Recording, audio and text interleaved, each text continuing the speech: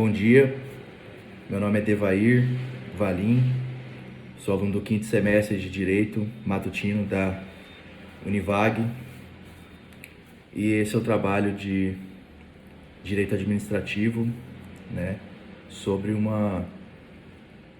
a organização do Estado, uma explicação sobre o direito administrativo no geral. Então, primeiramente, o direito administrativo trata da organização administrativa do Estado, e de seus componentes. E o Estado, basicamente, é dividido entre povo, território e o governo, que são os poderes, executivo, legislativo e judiciário. E o direito administrativo, ele vem para regular o povo, o território e o governo, e os atos administrativos do governo. E dentro do direito administrativo, em caput do artigo 37, onde diz muito sobre o direito administrativo e é o principal artigo do direito administrativo. Diz assim, o caput do artigo 37. A administração pública direta e indireta de qualquer dos poderes da União, dos Estados e do Distrito Federal e dos municípios obedecerá aos princípios de legalidade, impessoalidade, de moralidade, publicidade e eficiência. Então eu vou falar um pouco sobre os 5 princípios que são os principais do direito administrativo, que está em Constituição Federal, a Constituição está acima de todas as leis, Carta Magna do Estado, diz sobre os 5 princípios. Primeiramente, vou falar sobre o princípio da legalidade. O princípio da legalidade diz que a administração pública só pode realizar algo ou fazer a partir do que a lei determina ou permite. E a administração pública deve ser submissa ao Estado de Direito. Ou seja, só pode, na administração pública, ocorrer o que a lei determina. E não pode ocorrer algo dizendo a lei não determina. Somente ocorre o que a lei determina. Essa é a base do princípio da legalidade e proíbe que haja realização de atividades não previstas na norma. Ou seja, a norma é o que diz o que deve ou não ser feito no âmbito da administração pública. Agora eu vou falar do princípio da impessoalidade, que, segundo Antônio Bandeira de Mello, é também postulado como isonomia, o princípio da impessoalidade. Todos os administradores devem ser tratados com equidade, indicando a atuação neutra por parte dos agentes públicos. Ou seja, de acordo com o princípio da impessoalidade, não tem nenhuma base de um servidor querer privilegiar alguém por ser um irmão, por ser um cônjuge, por ser um filho.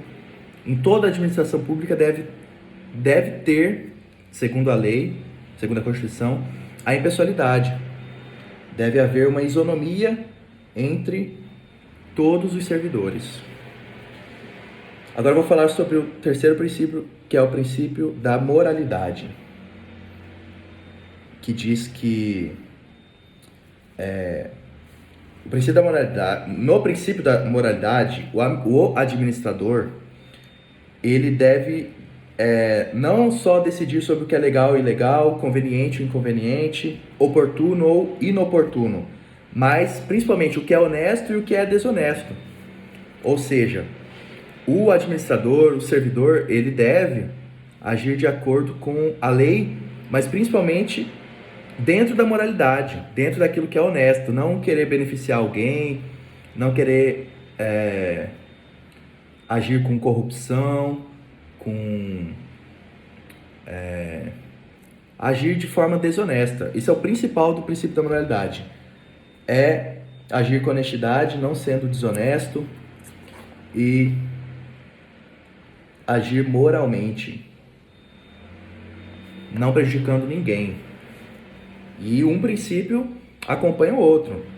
O princípio da moralidade, o princípio da legalidade, da impessoalidade, sempre seguindo o que a lei diz, não querendo prejudicar o outro, agindo com honestidade. E agora eu vou falar sobre o princípio da publicidade. Basicamente, o princípio da publicidade é fazer uma ampla divulgação dos atos da administração pública, para que todos vejam tudo que está sendo feito com a administração pública. Por quê? Os administradores públicos, eles são funcionários públicos, eles são funcionários do povo. Então, eles devem, de acordo com o princípio da publicidade, o princípio constitucional do artigo 37, eles devem agir com publicidade sobre todos os atos da administração pública, gerar efeitos, a publicação, a condição de eficiência dos autos e sobre todos os atos do poder administrativo, tanto o poder judiciário, o poder executivo, o poder legislativo. Hoje nós possuímos órgãos como a Controladoria Geral da União, responsável pelo Portal da Transparência, existe o Portal da Transparência do Estado, do município, da Justiça, tanto salarial quanto dos gastos públicos. E é um princípio muito importante para que o povo veja onde o dinheiro está sendo gasto. Para que o povo veja onde o dinheiro está sendo investido, se está sendo investido ou não.